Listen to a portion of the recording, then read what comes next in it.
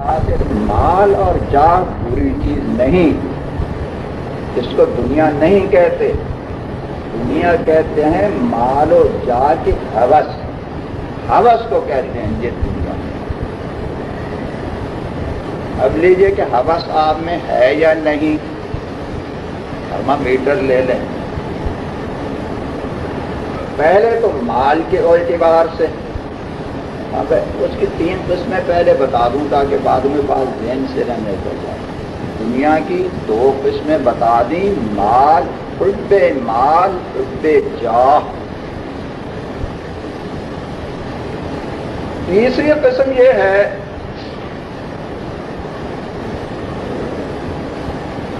کوئی مجھ سے ناراض نہ ہو، راضی رہیں، سب لوگ راضی رہیں، راضی۔ یہ بھی دراصل کوئی الگ چیز نہیں ہے، یہ حب مال اور حب جاہ کا شعبہ ہے، دونوں کے تحت داخل ہے۔ لوگوں کو راضی رکھنے کی کوشش کیوں کرتا ہے، لوگوں کی ناراضی سے کیوں ڈرتا ہے؟ اس لیے کہ تعلقات نہیں رہیں گے تو مالی تعاون کیسے حاصل ہوگا؟ کسی کے ساتھ ملازمت کا تعلق، کسی کے ساتھ مل کر شرکت کے ذریعے سے کمانے کا تعلق، لوگ ہی سارے روٹ جائیں گے کہ قریب ہی نہیں پھٹے گا، اس کو کہ قریب نہیں آنے دے گا تو دنیا میں زندہ کیسے رہے گا؟ مال کہاں سے ملے گا؟ مال تو لوگوں سے آپس میں تعلقات سے تو مال کما جاتا ہے، کیسے ملے گا؟ ایک تو مال کی محبت اس پر بھاگ دیا کہ لوگوں کو راضی رکھو، راضی، کوئی ناراض نہ ہونے پائے۔ اسی طریقے سے حب جاہ بھی اس پر پرانگیختہ کرتی رہتی ہے کہ کوئی ناراض نہ ہو، سب راضی رہیں۔ اس لیے کہ راضی رہیں گے تو سلام کیا کریں گے، دعوتیں کھلایا کریں گے، آئیے صاحب، خوب اعزاز ہوگا، عزت بڑھے گی۔ اور اگر ہو گئے لوگ ناراض تو پھر وہ سارے سب کے دلوں سے میری عزت نہیں کی۔ لوگوں کے دلوں میں عزت بٹھانے کے لیے یہ مرا جا رہا ہے کہ کوئی ناراض نہ ہو، سارے راضی رہیں، یہ اسی کے شعور ہے۔ اسی طریقے سے گناہوں کی خواہشات، وہ بھی حب جاہ کے تحت۔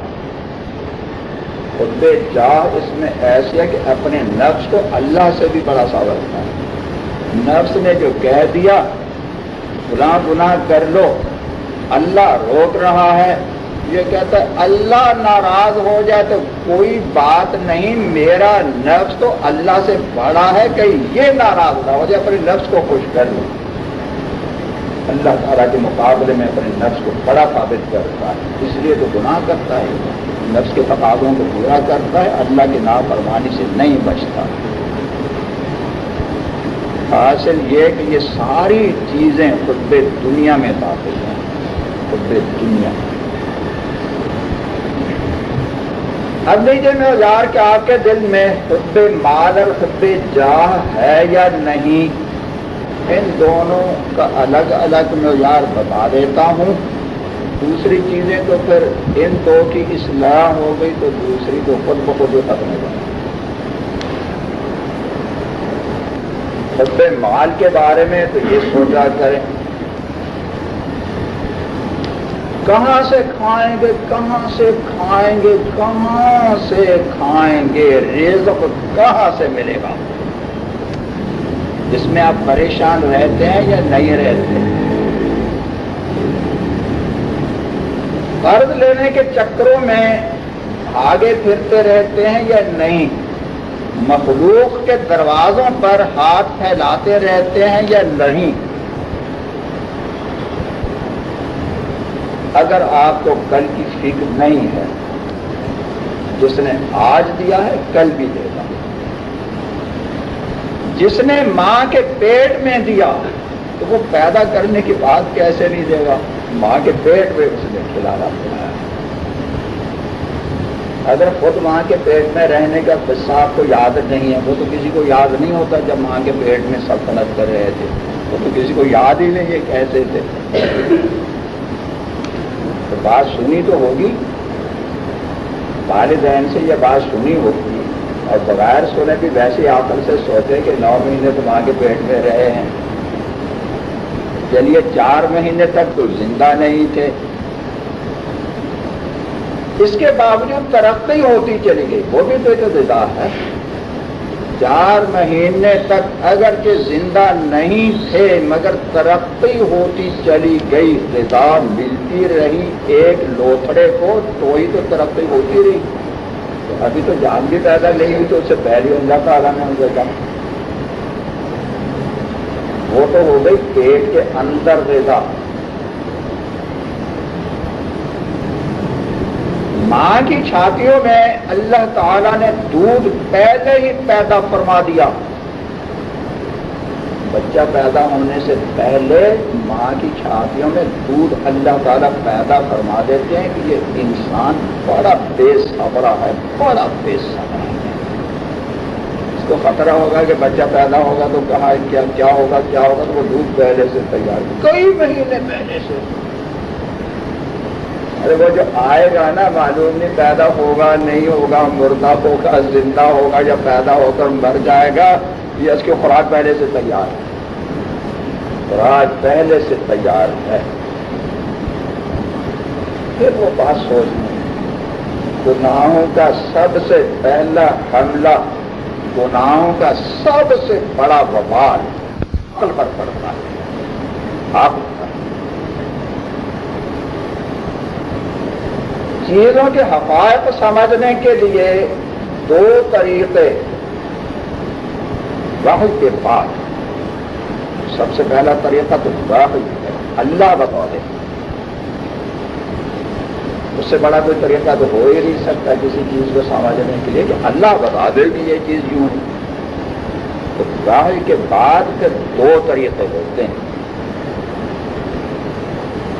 ایک مشاہدہ، دوسرا تجربہ، دیکھ رہے آنکھوں سے کسی چیز کو، دوسری بات یہ کہ پھر تجربہ بھی کر لیا۔ یہاں دیکھیے رزق کے بارے میں سب سے پہلی بات وحی کیا ہے، وحی کی اللہ تعالیٰ فرما رہے ہیں ما من دابۃ فی الارض الا علی اللہ رزقها، دنیا میں کوئی مخلوق ایسی نہیں اللہ نے جس کے رزق کا ذمہ نہ تھا، اللہ نے رزق کا ذمہ دیا، کوئی بھی مخلوق بیلوں میں چیونٹے کیوں نہ ان کے لیے رزق کا وہ دیا ہوا اللہ تعالیٰ۔ آج صبح میں شربت پی رہا تھا، جوس پی رہا تھا، ایک قطرہ فرش پر گر گیا، گرا کیوں؟ بات ایسی ہے مگر خیر اب بتا ہی دوں، میرا معمول یہ ہے کہ جو پیالہ پیتا ہوں تو لبالب پیتا ہوں، لبالب چھلکتا ہوا پیالہ، چائے کی پیالی تو وہ بھی ایسی کہ منہ تک لے جانا بھی بہت مشکل، ذرا کر کے کبھی کبھی تو پہلا گھونٹ اس کا چمچی سے پیتا ہوں، ویسے اٹھاؤں گا تو گر جائے گی۔ شربت پیتا ہوں تو بھی لبالب بھرا ہوا، ذرا بھی کہیں پار برابر گنجائش گلاس میں نہ ہو۔ کیوں پیتا ہوں؟ تصور کرتا ہوں جنت میں اللہ تعالی جنت میں لے جائیں اپنی رحمت سے، جو جائے گا اللہ کی رحمت سے جائے گا، اپنی رحمت سے لے جائیں تو وہاں پیالہ کیسے ملے گا؟ چھلکتا ہوا، کیسم دہاقا، چھلکتا ہوا پیالہ، چھلکتا ہوا۔ اس لیے چائے کی پیالی چائے 24 گھنٹے میں صرف ایک بار پیتا ہوں، آپ لوگوں کی طرح نہیں کہ پیتے رہو پیشاب کرتے رہو، پیتے رہو پیشاب کرتے رہو، 24 گھنٹے میں صرف ایک پیالی چھلکتی ہوئی۔ جن لوگوں کو علم نہیں ہے وہ کبھی لے آتے ہیں ذرا سی اوپر سے، وہ تھوڑی سی نیچے تو کہتے ہیں اس کو بھر کر لاؤ، بھر کر لاؤ، بھر کر، ایسے شربت جوس وغیرہ چھلکتا ہوا۔ اسی نیت سے ساتھ ساتھ یہ دعا بھی کہ یا اللہ جنت میں تو دے گا چھلکتا ہوا پیالہ، تو ہم دنیا میں اس کی نقل تو اتار لیں، مزہ لے، جنت میں کیسے نکلے گا چھلکتا ہوا پیالہ؟ چھلکتے ہوئے پیالے کی تفسیر بھی سن لیں کسی شاعر سے. کیا کہا؟ وَلِلْأَرْضِ مِن كَأْسِ الْكِرَامِ وَلِلْأَرْضِ مِن كَأْسِ الْكِرَامِ نَصِيبٌ. سخی لوگوں کے پیالے سے زمین کو بھی حصہ ملتا ہے. سخی لوگوں کا جو پیالہ ہوتا ہے نا تو اس سے زمین کو بھی حصہ ملتا ہے. اتنا بھرتے کہ زمین پر کوئی گر بھی جاتا. بخیل آدمی تو اس کو ویسے ہی آدھا پھر اور بھی آدھا چھوٹا چھوٹا کرے. اگر ہم سے برتن ہی گلاس بھی چھوٹے چھوٹے بنائیں گے وہ بھی پھر آدھے اور اس سے بھی تو جان بوجھ کر نہ گرایا کریں. اس لیے تو وہ تو اللہ کی نعمت کی ناقدری ہوگی. بھرنے کی کوشش کریں. نیچے پلیٹ رکھ لیا کریں. کچھ قطرے پلیٹ پر گر گئے تو ان کو پی لیا کریں. میرے پیالے سے زمین پر گرا نہیں کرتا. فلم تو وہ ایسی عادت ہو گئی بالکل لبالب مگر ایک خطرہ اس میں سے گرنے نہیں دیتا. عادت ہو گئی. نیچے تو پلیٹ بھی ہوتی ہے گرے تو اس سے نہیں گرے. آج سب اتفاقاً ایسی بات ہو گئی کہ ایک قطرہ گر گیا. تھوڑی دیر کے بعد میں نے دیکھا میں وہاں صبح کو ذرا ہوا پوری بھی کر رہا تھا تفریح کر رہا تھا جانی کا جوس پیا گیا تو تھوڑی دیر کے بعد دیکھا تو چیونٹیاں اس پر چیونٹیاں ایسی مست ہیں ایسی مست کہ پتہ ہی نہیں چلتا کہ یہ زندہ ہیں یا مردہ ہیں. جوس کو چوسنے میں جوس کے قطرے کو چوسنے میں 5-6 چیونٹیاں ایسی اس میں یوں دبی ہوئی کہ یہی پتہ نہیں چلتا کہ زندہ ہے یا مردہ ہے.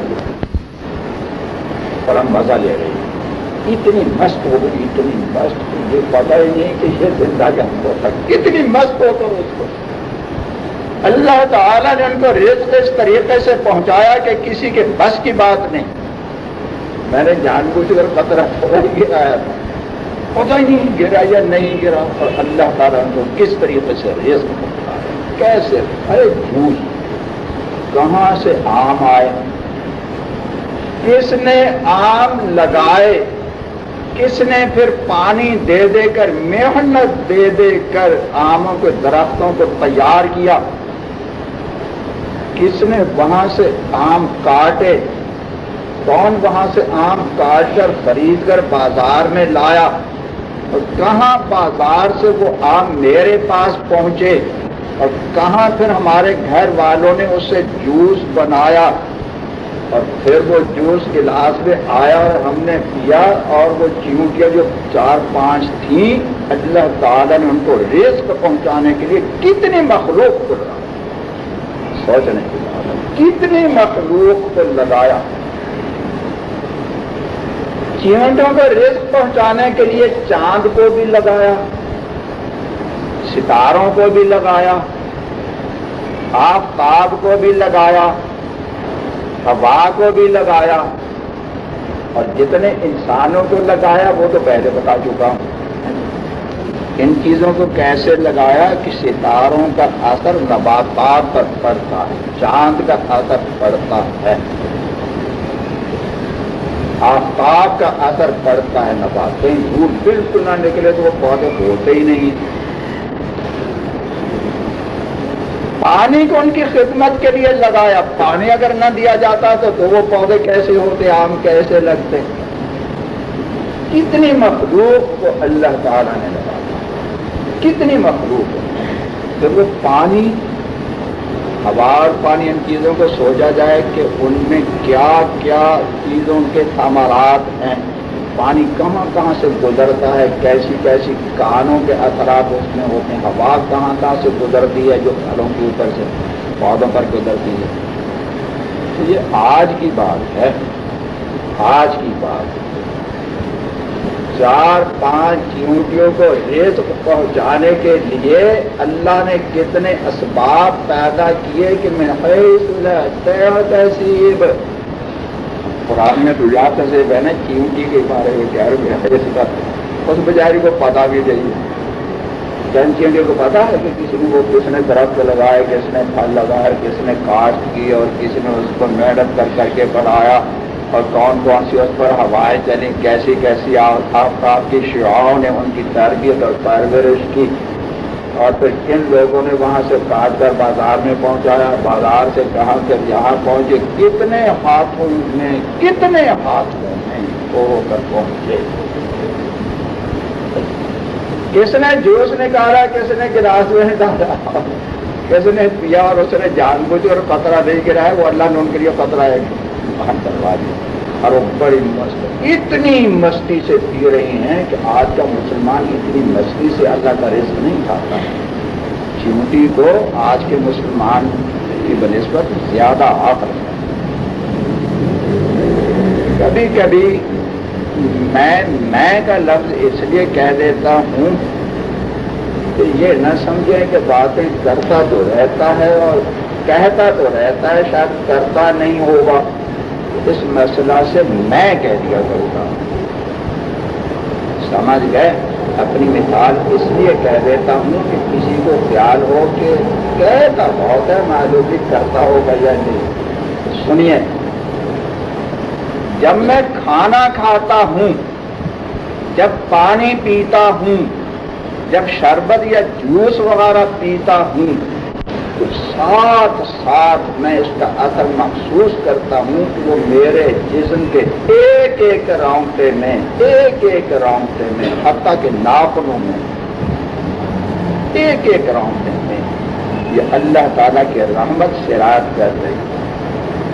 کھانے پینے سے جو اس کے ہے وہ اللہ تعالیٰ کی رحمت جو ہے ایک جسم کے ایک ایک رونگٹے میں یہ چیز پہنچے۔ سوچ کر کھاتا ہوں، اللہ تعالیٰ اور زیادہ ترقی عطا فرما، سب کو یہ نعمت عطا فرما۔ وہ چیونٹیاں معلوم ہوتا ہے کہ مجھ سے بھی زیادہ ہوشیار تھی جوس پینے کے لیے، مجھ سے زیادہ۔ میں تو جب جوس پیتا ہوں تو میرے ہوش تو قائم ہوتے ہیں، دیکھنے والے یہ نہیں سمجھتے کہ یہ مردہ ہے، ایسے دل کرا ہوتا بیٹھا وہ ہوش قائم ہوتے ہیں۔ وہ ایسی کہ بالکل میں نے غور سے بار بار دیکھا کہ یہ بالکل جیسے مری یوں مست ہو، اس طریقے سے مستی سے کی۔ جو 5 نمازیں باقی ہیں ان کے بارے میں یہیں بیٹھے بیٹھے دعا بھی کر لیں، یا اللہ اپنی عظمت، اپنی کبریائی، اپنی محبت ہمارے دلوں میں اتنی عطا فرما دے کہ سب نافرمانیوں سے ہماری حفاظت ہو۔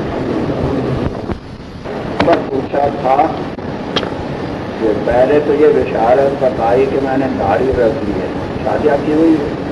شادی نہیں ہوئی؟ اچھا ہے، شادی سے پہلے لڑکا بن جائے، کوئی لڑکی شادی سے پہلے لڑکا بن جائے تو ٹھیک ہے نا، شادی تو ہونی چاہیے لڑکے سے۔ تو آج کل لوگ وہ کر دیتے ہیں لڑکی کی شادی لڑکی سے، دونوں طرف ایک جیسا بات ہے۔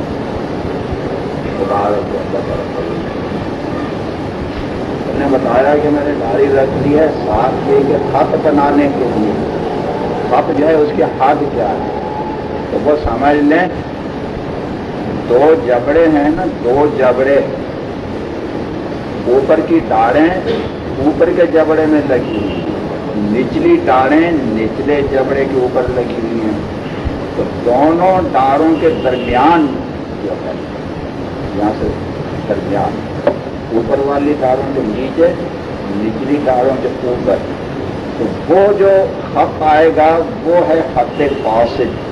اس کے اوپر کے بال لے سکتے ہیں، ضروری نہیں ہے، اگر کوئی کاٹنا چاہے یا اکھاڑنا چاہے تو وہ کر سکتے ہیں۔ نچلے جبڑے پر جتنے بال ہیں وہ داڑھی کہلاتی ہے، ان کو نہیں کاٹ سکتے، نہ اکھاڑ سکتے، نہ مونچ سکتے، نہ کاٹ سکتے۔ بات سمجھ میں آ گئی؟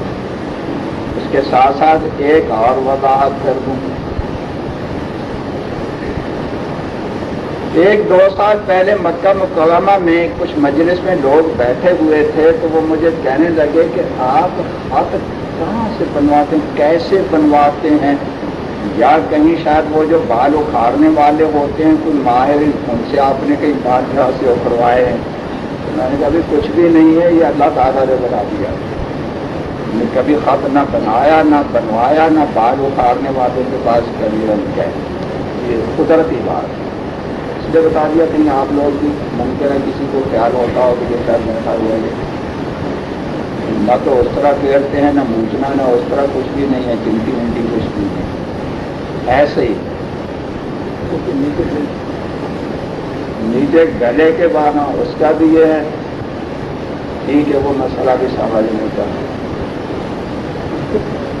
جہاں جا کر اینگل بنا ہوا ہے نا، اینگل زاویہ بن جاتا ہے، نیچے سے تو عمود جا رہا ہے، عمود بالفعل ہے، عمود نیچے سے سیدھا ایسے جا رہا ہے، گردن ایسے سیدھی، جب ادھر کو ایسے مڑی تھوڑی ایسے مڑ جاتی ہے، اس درمیان میں جہاں یہ زاویہ بنتا ہے، گردن جہاں تک سیدھی جا رہی ہے تو وہاں گلے کے بال وہ داڑھی میں داخل نہیں ہے، ان کو کاٹنا مونڈنا جائز ہے، ضروری نہیں، سنت بھی نہیں، مستحب بھی نہیں، صرف جائز کی بات ہے، کاٹیں یا نہ کاٹیں جائز۔ اور جب ایسے ادھر کو مڑ گئے وہ جبڑا ہو گیا، بات وہی جبڑے کی ہے، داڑھی کے کا مطلب ہے نچلا جبڑا، نچلا جبڑا گردن سے آگے شروع ہو جاتا ہے، وہ ختم کہاں ہوتا ہے؟ اوپر ڈاڑوں پر، نچلے جبڑے کی ڈاڑوں پر وہ ختم ہوتا ہے، اس لیے اس کے نیچے ہے گلے کے بال کاٹنا جائز ہے، اس کے اوپر جہاں موڑ پیدا ہوا وہ داڑھی ہے، اس کا کاٹنا جائز نہیں ہے۔ اس بارے میں کیا کرتا ہوں، میں نے تو کبھی کاٹے واٹے نہیں کرے، تو بابو سے بات شاید نہیں جا رہا، ادھر کبھی توجہ نہیں، زیادہ نہیں، ساتھ ساتھ داڑھی کو دیکھ کر آئینے میں خوش ہوا کر، یہ نسخہ بھی استعمال کریں، آئینے میں دیکھ دے کر خوب خوش ہوا کر، یا اللہ تو نے کیسی اچھی صورت عطا فرما دی، ایسی اچھی صورت عطا فرما دی کہ تیرے فرشتے دیکھ دے کر خوش ہو رہے ہیں اور تسبیح پڑھ رہے ہیں، فرشتے تسبیح پڑھتے ہیں نا، فرشتے دعا کرتے ہیں، تسبیح کرتے ہیں، یا اللہ تو ایسا پاک ہے کہ تو نے مردوں کو داڑھی سے زینت دی، عورتوں کو سر کے بالوں سے زینت دی، تو فرشتے میرے لیے ایسے ایسی تسبیحات کر رہے ہیں۔ اس کے بعد یا اللہ تیرا شکر ہے کہ تیرے حبیب صلی اللہ علیہ وسلم کی صورت جیسی تو نے صورت عطا فرمائی، یا اللہ تیرا کتنا بڑا کرم ہے کہ مجھے مرد بننے کا خیال میرے دل میں ڈال دیا، کہ چونٹی کے قصے سے عبرت حاصل کریں۔ اللہ تعالیٰ نے 2-3 چونٹیوں کو رزق پہنچانے کے لیے کہاں کہاں سے اللہ تعالیٰ نے اسباب پیدا فرمائے، بے شمار، بے حد و حساب۔ یہاں سے اٹھنے کے بعد خیال آیا کہ وہ جن جن چیزوں کی طرف میں نے متوجہ کیا وہ بھی کلیات ہیں، مثال کے طور پر وہ آم کہاں سے آئے، اس نے بوئے، ان کلیات کے جزئیات کو سوچا جائے تو انسان کے عقل سے باہر ہے ان کو گننا، کیسے کیسے اسباب اللہ تعالیٰ نے عطا فرمائے۔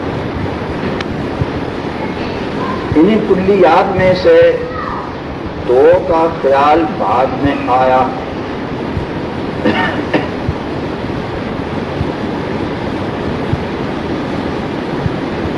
ایک تو یہ کہ جوس بنانے کی مشین، چینٹی کو رزق پہنچانے کے لیے جوس بنانے کی مشین بھی تو استعمال ہوئی، اس مشین کے پرزے، اس کی دھاتیں، کہاں کہاں سے وہ دھاتیں ہوئیں، اور کن کن لوگوں نے پرزے بنائے، کن کن لوگوں نے مشین تیار کی، کن کن دکانوں پر پہنچی، اور دکان پر سے خرید کر کون لایا، کس کے ہاں پہنچی، وہاں سے چونٹی کے کام آ گئی۔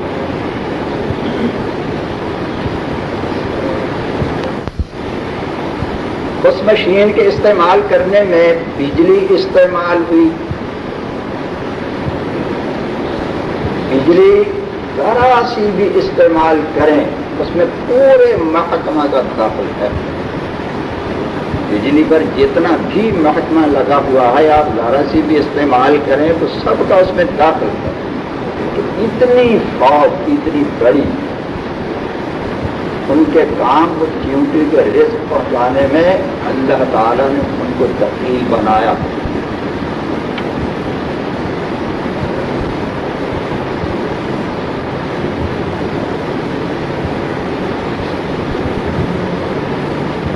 جوس میں پانی پڑا،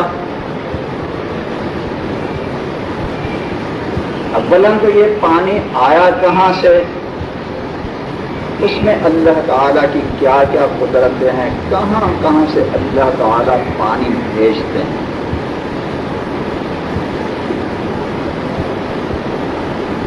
أَفَرَأَيْتُمُ الْمَاءَ الَّذِي تَشْرَبُونَ أَأَنْتُمْ أَنزَلْتُمُوهُ مِنَ الْمُزْنِ أَمْ نَحْنُ الْمُنزِلُونَ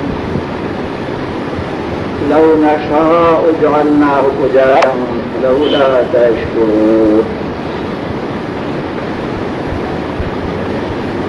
کیا تم پانی نہیں دیکھ رہے ہو؟ مشاہدہ کی بات فرما رہے ہیں، مشاہدہ کی. پانی تمہیں نظر نہیں آتا، اندھے تو نہیں ہو گئے، پانی پیتے تو ہو، پینے سے بھی پہلے کو تو نظر آ رہا ہے. یہاں کتنی بڑی نعمت ہے. یہ پانی بادلوں سے تم نے برسایا یا ہم نے برسایا؟ جب یہ خیال بھی جاتا ہے کہ اللہ تعالیٰ کی کتنی بڑی نعمت. اگر ہم چاہیں اسے کڑوا کر دیں پھر کیا کرو؟ کیوں شکر ادا نہیں کرتے؟ یہ الفاظ یہ قرآن کریم کے ہیں. کیوں شکر ادا نہیں کرتے؟ ہماری اس نعمت پر کیوں شکر ادا نہیں کرتے؟ یا اللہ تو اپنے رحمت سے ہمارے دلوں کو شاکر بنا لے. دلوں کا شکر یہ ہے کہ زبان بھی الحمدللہ کہنے میں مشغول رہے اور ہاتھ پاؤں وغیرہ جتنے اعضاء ہیں سارے کے سارے اللہ کی نافرمانی چھوڑ کر فرما بردار بن جائیں. یہ ہوتا ہے قلب شاکر. دل شاکر بن، دل شکر گزار بن گیا، یہ اس کی علامت ہے. بہت بڑی نعمت تو یہی کہ اللہ تعالیٰ نے پانی عطا فرمایا. پھر اس پانی کو پہنچانے کے ذرائع کہاں کہاں سے پانی لایا جاتا ہے، کتنا بڑا عملہ اس میں لگا ہوا ہے. اس میں جو مشینیں ہیں وہ کہاں کہاں بنی، کہاں کہاں سے تیار ہو کر آئیں. پانی کو آگے بھیجنے کی اور پانی کو صاف کرنے کی. پائپ لائنیں کہاں کہاں کن کن لوگوں نے بچھائیں، کیسے کیسے مزدور لگے. پائپ بنانے میں کن کن فیکٹریوں کا کتنے کتنے مزدوروں کا اس میں دخل ہے وہ پائپ بنانے میں. پھر موٹریں بجلی پر چلتی ہیں جو پانی آگے بھیجتی ہیں، وہاں پھر وہی بجلی کی بات اور وہ موٹریں کن کن لوگوں نے بنائی. یوں معلوم ہوتا ہے کہ چھوٹی سی چیونٹی اور اس کا رزق پہنچانے کے لیے اللہ تعالیٰ نے پوری دنیا کو لگا دیا. پوری دنیا لگا دی اس کا رزق پہنچانے. ذرا سوچئے غور کیجیے، کہاں کوئی چیز بچی ہی نہیں. جوس میں پانی ڈالا ٹھنڈا، واٹر کولر پانی ٹھنڈا کرنے والا. یہ مشین کہاں بنی، اس کے پرزے کہاں کہاں بنے، کتنے لوگوں کی محنت اس میں شامل ہوئی. پھر اس پر جو بجلی ہوئی تو پھر بجلی کا کام آ گیا کہ بجلی کا پورا عمل وہ اس میں اس کی طاقتیں لگی ہوئی. گلاس کا بتایا یا نہیں؟ گلاس کا بھی نہیں بتایا. جس گلاس میں جوس آیا تو وہ گلاس کہاں بنا؟ گلاس بنانے کی فیکٹری پورے کا پورا عاملہ سب کی قوت اس میں. جن جن مشینوں سے گلاس بنایا جاتا ہے، جو جو قوتیں اس میں صرف ہوتی ہیں، اگر بجلی وغیرہ چلتی ہے تو کوئی بجلی کا محکمہ، کیسی کیسی چیزیں اللہ تعالیٰ نے جمع کر دی اور چیونٹی پی رہی ہے جیسے کوئی عاشق پی رہا ہو. چیونٹی کو بتاتا ہے کتنی مدن ہو کر پی رہی تھی، بس خود ہو کر ایسی مست کہ اگر اس کے پاس کوئی بم کا دھماکہ ہو تو اس کو کوئی پتہ نہ چلے. ایسی مست پتہ نہیں چل رہا تھا کہ یہ زندہ ہے یا مردہ ہے. چوسنے کی لذت میں ایسے سمٹ رہی تھی، تھوڑی ہو رہی تھی، ہوش ہی نہیں اس کو. تو سوچیں کہ آپ جب اللہ تعالیٰ کی نعمتیں استعمال کرتے ہیں تو آپ کو کبھی کچھ شعور ہوتا کہ یہ نعمتیں کیسے کیسے اللہ تعالیٰ نے بھیجی، کہاں کہاں سے بھیجی. پوری دنیا سمیٹ کر اللہ تعالیٰ نے بظاہر جو چھوٹی سی نعمت نظر آتی اس میں پوری دنیا سمیٹ کر اللہ نے رکھی. اللہ کے بندے اللہ کا شکر ادا کریں. یہ تو چیونٹی کو ذرا سا جوس دینے میں ایک قطرہ فرش پر گرا اور وہ فرش میں ذرا جذب بھی ہو گیا، پھر اس پر 3-4 چیونٹیاں. تو انسان کے لیے تو اللہ تعالیٰ نے اور بھی زیادہ نعمت ہے. جو حاجات، جو ضرورات حیوانات کے لیے نہیں، انسان کے لیے وہ بھی ہیں اور وہ ان کو استعمال کرتا ہے. لباس ہے، حیوان تو لباس استعمال نہیں کرتے. اپنے لباس کے بارے میں سوچیں. کپڑے کو سوچیں، جوتے کو سوچیں تو یوں معلوم ہوتا ہے کہ دنیا کا کوئی فرد شاید آپ کی خدمت سے بچا ہو، کوئی فرد. کتنے بڑے بڑے کارخانوں میں شروع سے لے لیں تو انسان کے پاس نہ تو اتنا وقت ہے، نہ ہی اتنی ہمت ہے اس کے دماغ کی، نہ اتنی قوت کے شروع سے ساری باتیں سوچ لیں. تو رما بتا رہا ہوں، رما سرسری سوچے. کپڑا بننے کے لیے اگر وہ روئی کا کپڑا ہے تو اس کا دانا جو ہے پنبہ تو کہاں سے نکلا؟ کن کن لوگوں نے روئی کا دانا جو بویا جاتا ہے، روئی کا بنولا، وہ کن کن لوگوں نے روئی سے الگ کیا؟ اور بھی اوپر سے چلے تو وہ جو روئی تھی جیسے بنولا نکلا وہ کس نے، کن کے لوگ اس میں داخل، کس نے زمین میں بویا؟ وہی تفصیل جو کل بتائی آم کے بارے میں کہ زمین میں کس نے ہل چلایا، کس نے پانی دیے، کس نے نشو و نما میں محنت کی. آفتاب کی روشنی، ستاروں کی روشنی، چاند کی روشنی، ہوا کا اثر، دھوپ کا اثر، پانی کا اثر، زمین کا اثر، کوئی چیز بھی تو اللہ تعالیٰ نے نہیں چھوڑی جس کو انسان کا خادم نہ بنا.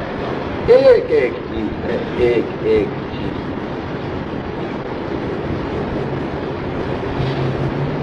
پھر روئی کس نے نکالی؟ پودوں سے روئی کس نے نکالی؟ کس نے اٹھائی؟ کارخانوں تک پہنچائی. کارخانوں میں کن کن لوگوں نے اس کا سوٹ بنایا؟ کون کون سی مشینیں استعمال ہوئی سوٹ کے بعد کے؟ کون کون لوگ کپڑا بنانے میں شریک ہوئے؟ کپڑے پر مہر لگانے والے، آگے بیچنے والے، دکاندار بھی اسی میں، کارخانہ دار بھی اسی میں، مزدور بھی اسی میں. کوئی انسان بچا ہوا نظر نہیں آتا، کچھ نہ کچھ اس کا اس میں اثر ہو رہا ہے. اگر کوئی شخص دکان سے خرید کر آپ تک لے آیا تو اس کا بھی اس میں آتا ہے. درمیان میں کسی کو پکڑایا، ذرا میاں یہ پکڑ لیجیے میں کچھ یہ کام کروں تو اس کا بھی آتا ہو گیا. لباس کو سوچیں. اسی طریقے سے آپ کے خوراک حیوانوں کے خوراکوں سے مختلف ہے، کیا کیا چیزیں کھاتے ہیں، کہاں کہاں سے کھاتے ہیں.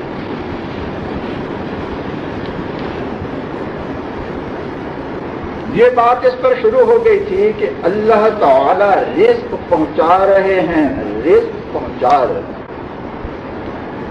اس کے باوجود انسان کو صبر نہیں آتا، اس میں قناعت نہیں، ناشکرا ہے، ناشکری کا مرض ہے جس کو پریشان کیا ہوا ہے. ناشکری کے مرض نے پریشان کر رکھا ہے. کل آیت بتائی تھی وَمَا مِن دَابَّةٍ فِي الْأَرْضِ إِلَّا عَلَى اللَّهِ رِزْقُهَا.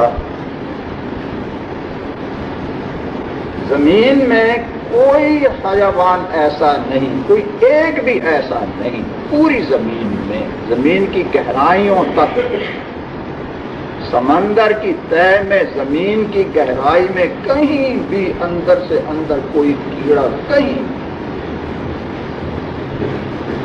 اللہ تعالیٰ فرماتے ہیں کہ اس کا رزق میرے ذمے ہے. تو کیا جو لوگ رزق سے پریشان ہوتے ہیں تو ان کا یہ خیال ہے کہ یا تو یہ خیال ہوتا ہوگا کہ میں کہیں ایسے کونے میں پڑا ہوا ہوں کہ اللہ کو پتہ ہی نہیں. زمین کی تہ کے اندر چیونٹی اس کو تو اللہ رزق پہنچا رہا. سمندروں کی گہرائیوں میں مچھلیاں ان کو تو اللہ رزق پہنچا رہا. مگر یہ انسان اور مسلمان کہلانے والا اس کو یہ خیال آتا ہے کہ شاید اللہ کو میرا علم نہیں ہے. اس کو پتہ ہی نہیں کہ ہم نے کوئی پیسہ کر دیا آروپی کے ذر کو نہیں کرے، یہ اللہ کو پتہ نہیں ہے. اللہ کیا ہے کیا پتہ تو ہے، مگر وہ عاجز ہو گیا. اس نے یہ وعدہ کیا کہ میرے ذمے ہے تو جان بوجھ کر وعدہ پورا نہیں کر رہا، وعدے کے خلاف کرتا، اپنے ذمے لے کر پھر دھوکہ دے دیا. وعدہ کا اللہ نے دھوکہ دے دیا، کہہ رہا ہے کہ میرے ذمے اور پھر کرتا ہے نہیں. یا کہیں کہ عاجز آ گیا، یا یہ کہیں کہ میرے ساتھ دشمنی ہے. تو وہ تو کہتے ہیں کہ میں رزق تو دشمنوں کو بھی دیتا ہوں، سب کو دیتا ہوں. تو نے اگر بدعمالی سے دشمنی قائم کر رکھی ہے، رزق تو وہ پھر بھی دے گا. ہاں، فرق اتنا ہے کہ اگر بدعمالی سے اللہ کو ناراض کر رکھا ہے تو رزق ملتے ہوئے بھی تو پریشان رہے گا. سکون رہے یا پریشانی ہو، اس کا مدار اس پر ہے کہ اللہ کو راضی کیا یا نہیں کیا. وہ بات اس پر مبنی ہو.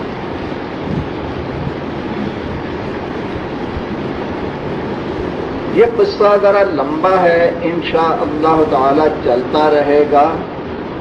کہاں سے بات شروع ہوئی تھی؟ حب مال اور حب جاہ. اس کے اسباب کیا ہیں، علامات کیا ہیں، علاج کیا ہے. یہ بات ذرا لمبی ہے.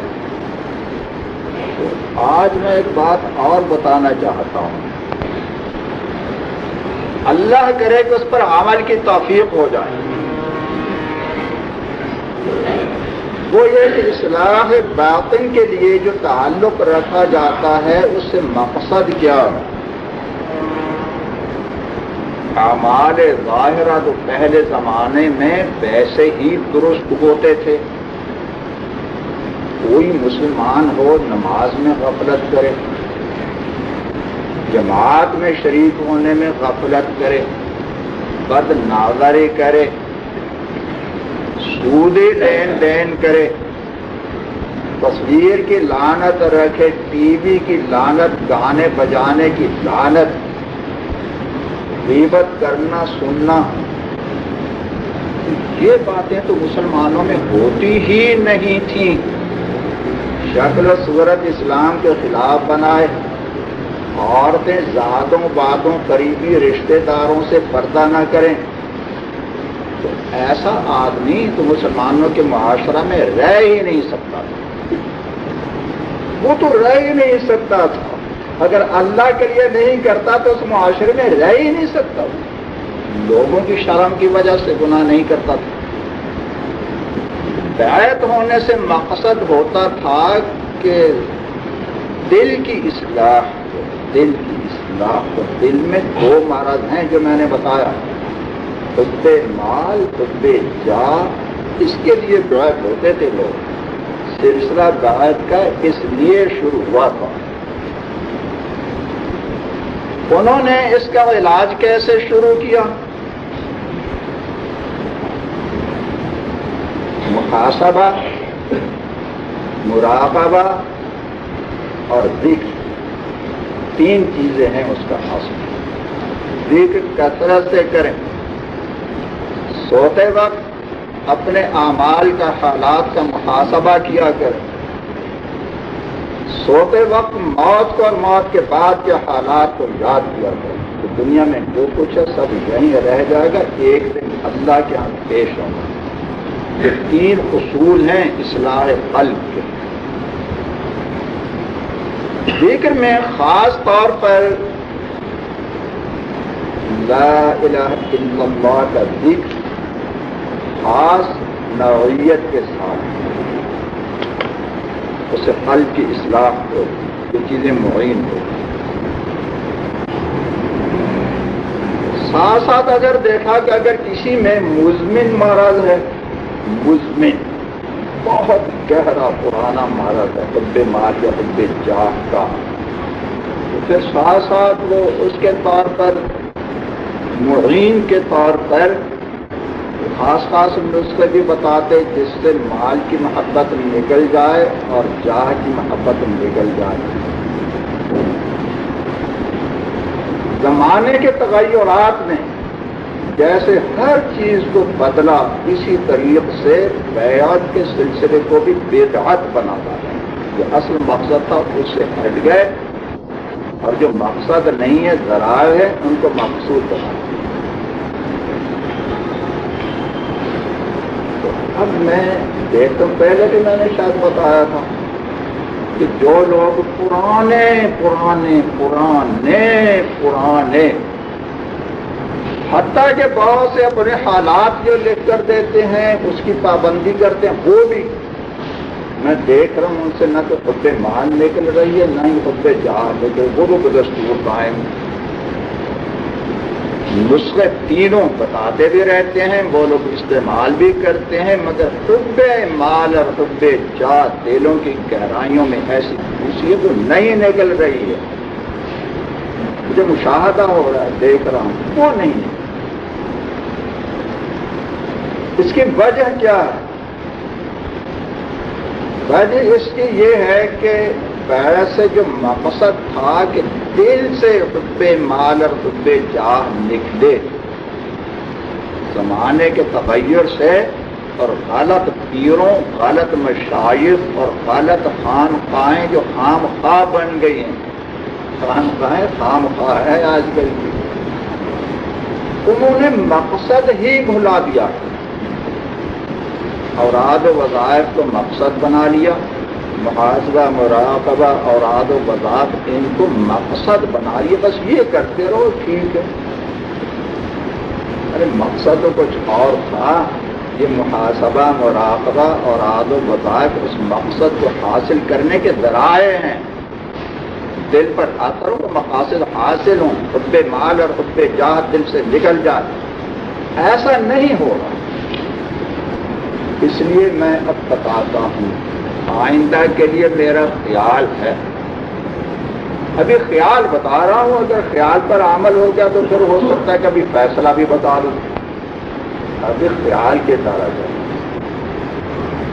جو بھی مرید ہوتا ہے اسے یہ تو بتا دیتے ہیں کہ آپ یہ ورد بھی کیا کریں، محاسبہ بھی کیا کریں، مراقبہ بھی کیا کریں، اطلاع بھی دیا کریں، مگر وہ اس کا چونکہ مقصد ہی نہیں سمجھتے اس لیے ان چیزوں کا اثر نہیں ہو رہا.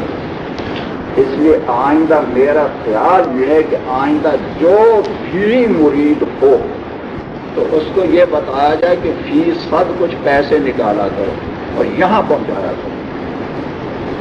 وہ کچھ پتا بھی چلے مرید ہونے کا بہت جائے. ایک مثال سمجھ لیں, تازہ ہی مثال ہے, سمجھنے کے لیے زیادہ زمانہ نہیں گزرا. ایک قاری جی صاحب کو بد نظری کا مرض ہے. بد نظری بتاتے رہے بد نظری ہو جاتی ہے تو ان کو روزے بتاتے رہے, ایک بد نظری پر 3 روزے رکھو. روزے بھی رکھتے چلے گئے. پھر لکھتے ہیں کہ فائدہ نہیں ہوا.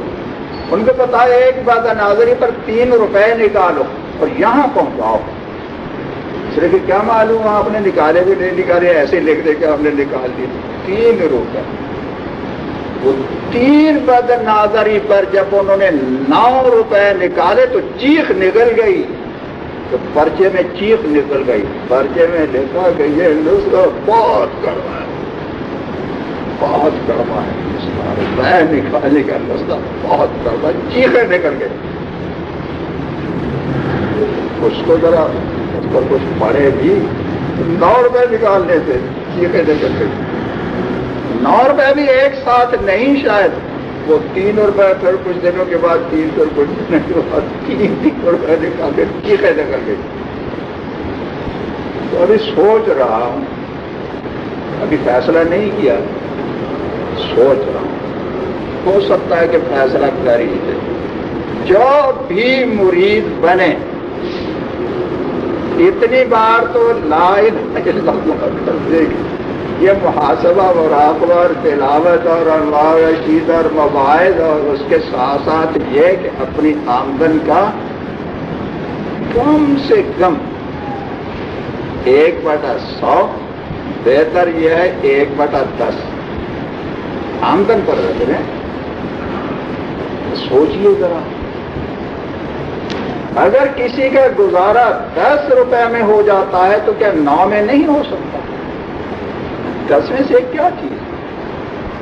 10 میں سے 1 تو کچھ بھی نہیں ہے. 10 روپے آپ تو کہیں گے ہم تو قرض دے کر گزارا کرتے, 10 میں بھی نہیں ہوتا, قرض دے کر کرتے. وہ بات درمیان میں رہ گئی کہ اللہ نے جو فرمایا ہے کہ ہر کیڑے تک کا بھی, ہر چیونٹی تک کا بھی رزق میرے ذمے ہے. اس کا یہ مطلب نہیں ہے کہ جتنے کھانے پینے اور رہائش اور پہننے کے آپ کے دل میں خواہش و پوچھنی دوں گا, یہ وعدہ نہیں. وعدہ یہ ہے کہ جتنی تیری مسئلات, جتنی تیری ضرورت ہوگی وہ اتنا دوں گا. میری نظر میں جتنی تیری ضرورت ہے وہ فیصلہ میں کروں گا. تیری ضرورت میری نظر میں, تیری مسئلہ خدمت میری نظر میں جتنی ہے تو وہ دوں گا. یہ تھوڑا ہی ہے کہ جو فیصلہ تو کرے, تو فیصلہ کرتا چلے جائے گا, قانون بن جائے تو بھی کہے گا اور بھی چاہیے. اس میں تیرا فیصلہ میرا ہوگا, دوں گا ضرور, مرے گا نہیں. جو لوگ قرض لینے کرنے کے چکر میں رہتے ہیں وہ دراصل ان میں اتنی عقل ہی نہیں ہے کہ اللہ کے شکر گزار بندے بنے, پناہ سے کام لیں, اللہ مدد کرے گا. اللہ تعالیٰ کے وعدے پر ان کو ایمان نہیں ہے.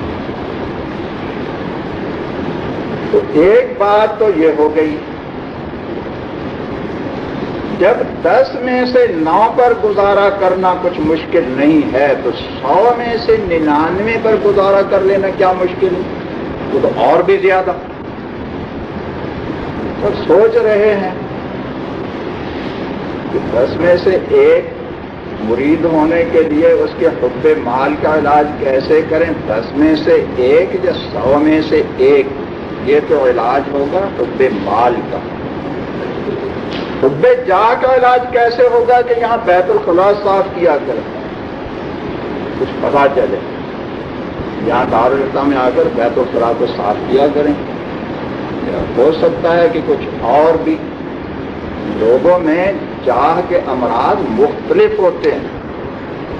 بہت سے لوگ بیت الخلاء کو صاف کر دیں گے، مگر یہ کہ ان کی رائے کے خلاف اگر کوئی بات ہو تو اپنی رائے کو، اپنے عقل کو اتنی بڑی عقل سمجھتے ہیں کہ اپنی رائے کے خلاف کچھ برداشت نہیں کرے گا، وہ بھی دعا کرے گا. وظائف کے ساتھ آئندہ یہ دو باتیں بتائی جائیں گی کہ آپ کے لیے حب مال اور حب جاہ کے علاج کے لیے جو وظائف آج کل بتائے جاتے ہیں ان کا اثر نہیں ہو رہا، اس لیے کہ اثر لینے کی نیت ہی نہیں ہے، ان کا اثر نہیں ہو رہا. اس لیے کہ دو نسخے آئندہ استعمال کروائے گا. کبھی تو یہ کہ گھوڑا لگواؤ، گھوڑے تو 3 رکھے ہوئے ہیں، یک وقت 3 کا علاج تو ایک لمحے میں ہو جائے گا، 3 ہیں. گھوڑے لگواؤ یا الٹے ہو جاؤ، مرغا بنو، بیت الخلاء صاف کرو. جوتا اگر کسی کو کچھ سخت لفظ کہہ دیا تو اس کا جوتا اٹھا کر سر پر رکھو، اس کا جوتا اٹھا کر اپنے سر پر رکھو 1 منٹ کے لیے تو دماغ درست ہو جائے. ایک مولوی صاحب کو غصہ بہت آتا تھا، بہت غصہ آتا، بتاتے رہے غصہ آتا ہے، دوسرے بھی کہتے رہے ان کو غصہ بہت آتا، غصہ ہوا. تو بتایا کہ اب جس کے سامنے ذرا سا تیز بولے وہ اس کا کان کھینچ جاتا ہے. اور روزانہ مجھے بتایا بھی گیا، وہ ایک ہی مرتبہ میں صحیح ہو گیا، دوبارہ غصہ نہیں آیا اس کو. ایسے ہوتے ہیں حب جاہ کے علاج. اور اگرچہ پہلے زمانے میں ذکر ہی کی برکت سے ذکر، محاسبہ، مراقبہ، یہ طفلہ استعمال کرنے سے علاج ہو جاتا تھا، مگر پھر بھی کبھی کبھی جن میں یہ امراض بہت گہرے ہوتے تھے تو ان کے علاج کی مثالیں اکابر سے، پہلے زمانے کے بزرگوں سے موجود ہیں. کسی میں اگر بہت گہرا مرض ہے حب مال کا، بہت گہرا، اس کا علاج کیا فرماتے تھے؟ وہ روپیہ یا مال گھر سے نکال کر جلاؤ، جلاؤ، کسی کو دینے کے بجائے جلا ڈالو. بظاہر یہ اشکال ہوتا ہے کہ یہ جلا کر کے تو ضائع کرنا ہے، کسی مسکین کو دلا دیتے. اگر یہ لوگ بڑے نفاذ ہوتے ہیں، حاذق طبیب ہوتے ہیں، دل کے طبیب بڑے ماہر ہوتے ہیں، اگر کسی مسکین کو دلاتے تو کم سے کم آپ یہ سوچ کر خوش ہوتے، 2 باتیں سوچ سوچ کر خوش ہوتے. ایک تو یہ کہ مسکین خوش ہوا، میری تعریف کرے گا، دل میں میری عزت اس کی بڑھے گی، سبحان اللہ یہ کیسا ہے. وہ پھر وہی حب جاہ والی، حب مال نکالتے نکالتے حب جاہ گزر رہی ہے وہ مسکین. اور اگر دوسروں کو بھی پتا چلے گا، بتاتا بھی پھرے گا میرے ادھر ایسے مسکین. کسی مسجد میں لگا دیں، کسی اور کار خیر میں لگا دیں تو پھر بھی لوگوں کو بتاتا پھرے گا. نہیں بھی بتایا تو جس کے ہاتھ میں پکڑائے تو وہ بڑا ہی خوش ہوگا، یہ کہتا ہوگا کہ بڑا سب جزاک اللہ جزاک اللہ جزاک اللہ. وہ 1000 بار تو جزاک اللہ کہے گا، جیسے بچورے لاڈو اسپیکر لگے کو 1 روپیہ بھی پکڑانے تو جزاک اللہ جزاک اللہ. ایک تو یہ کہ حب جاہ بڑھتی ہے.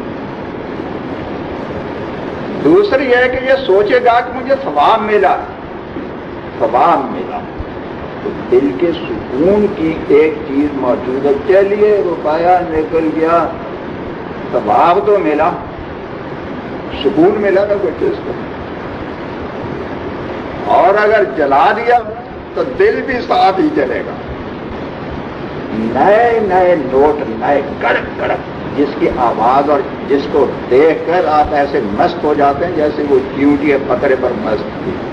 نیا نوٹ، نئے پرانے 2 قسم کی نوٹ ہونا تو آپ کہتے ہیں یہی کہ یہ نیا نکالنا اس میں سے. کوئی آپ کو نوٹ دے رہا ہو تو اس کی نظر یہ ہوگی کہ پرانا پرانا دے کر آپ کی نظر یہ کہ یہ نیا جو بھڑکیلا چمکیلا نوکیلا یہ جو ہے نا، یہ اگر ہو جائے حالانکہ برابر ہے دونوں، خرچ تو وہ بھی ہو جائے گا، خرچ تو وہ بھی ہو جائے گا، رکھنا تو آپ کو ہے نہیں، یا تو فریم کر کے رکھ ڈالا. بس وہی دنیا کی محبت، مال کی محبت، مرا جا رہا۔ ایسے ایسے واقع موجود ہیں، اگر ان پر آج عمل کیا جائے تو پھر کیسے کرواؤں؟ اس سے کہیں 1000 کے نوٹ لاؤ، نئے بہت نئے، ہاتھ لگائیں تو کڑک کڑک اس کی آواز آئے، دیکھنے میں بھی ایسا ایک نکالو ہمارے سامنے جلاؤ، ماچس ہم دے دیں گے تمہاری اصلاح کے لیے۔ ہماری ماچس کی اگر ایک تیلی خرچ ہو گئی تو کوئی بات نہیں، اللہ ثواب دے گا، وہ تمہیں گھر سے لانے کی وہ پابندی نہیں۔ یہیں 1000 کے نوٹ کو یہیں مجلس میں بیٹھ کر لگا ہوا، دیکھیے تمہارے دل میں بھی آگ لگتی ہے نہیں لگتی ہے؟ تو امید تو یہ ہے کہ ایک ہی نوٹ جلانے سے ٹھیک ہو جائے گا، ورنہ پھر دوسرا نوٹ دوسرے دن، تیسرا تیسرے دن۔ 1,00,000 کے نوٹ ایک مجلس میں نہیں جلواؤں گا، ایک میں ہوگا تو وہ تو ایک بار پڑی، ہو سکتا ہے کہ اس میں یہ ماری جائے، ہاتھ فیل ہو جائے، اور زندہ رہ گیا تو چلیے تحمل ہو گیا، ایک بار ہو گیا، بھی ایک بار کسی نے لگا دی تربار، سہ گیا اس کو۔ روزانہ لگے گی، روزانہ 1000 ایک دن میں، دوسرا دوسرے دن، تیسرا تیسرے دن، 14 دن روزانہ لگتی چلی جائے، لگتی چلی جائے، لگتی چلی جائے۔ دیکھیے میرے حب مال کیسے نکل سمجھ گیا قصہ، وقت ہو گیا زیادہ۔ چلیے آج آ کر میں یہ بتانا تھا کہ جو لوگ پہلے سے مرید ہیں درست ہو جائے، ورنہ پھر جلوانے کا قصہ شروع کریں گے۔ تو آئندہ جتنے مرید ہیں ان کے لیے یہ دو وظیفے اور بڑھا دیے ہیں۔ پہلے جتنے وظیفے بتائے جاتے ہیں نا